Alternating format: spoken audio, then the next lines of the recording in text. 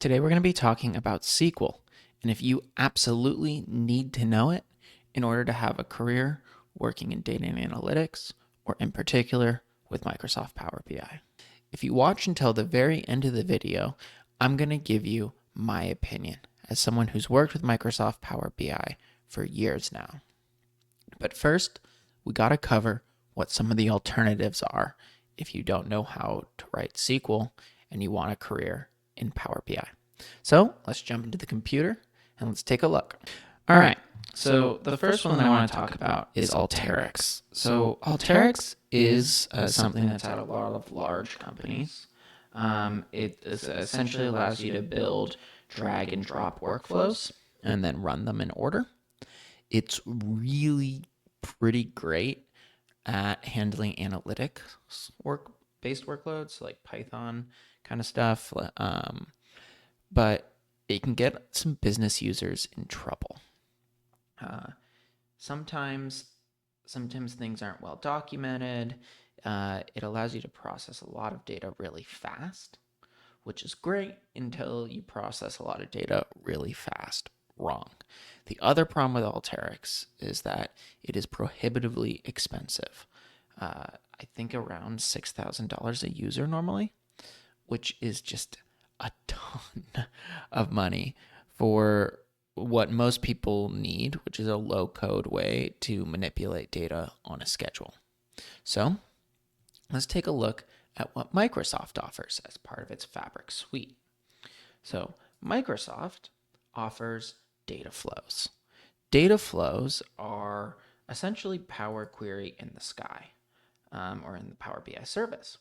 You can get them by entering into the data factory mode and then selecting a workspace. So in this case, if I select my developer workspace right here, and then I can create a new data flow by just going right here to new item and then creating a data flow. And you notice I have both a Gen 1 data flow and a Gen 2 data flow. They both operate pretty much the same. It's like an online version of Power Query. So if you ever use Power Query in Excel or in Power BI, you'll be familiar. However, the Gen 2 one has a couple of cool new shiny tricks. So what are those tricks? The first one being you can view its refreshes and it autosaves. So one of the problems with the original Gen 1 data flow is that only the owner of the data flow can really do much with it. This new Gen 2 data flow, you can view its refreshes in this new fancy monitoring hub if you click right here, which we can go take a look at in a second. But you can also view a more detailed refresh history by just clicking the three dots and then going refresh history. The other thing that this new one does that's really cool is it allows you to land the data somewhere. So with the Gen 1 data flow, you'd essentially refresh into the data flow, and then you would connect Power BI into that. In this data flow, you can actually land it into the data lake or the a warehouse or something that's connected to Microsoft Fabric, which is really cool. So yeah, that is Power Query. And oh, by the way, if you have a bunch of Gen 1 data flows and you want to export them, what you can do is you can click this little export template and you can export your data flow and then re-upload it. And you can do both of that. So let's go take a look at that monitoring hub. So I'm going to get out of this data flow authoring experience. So I'm going to exit.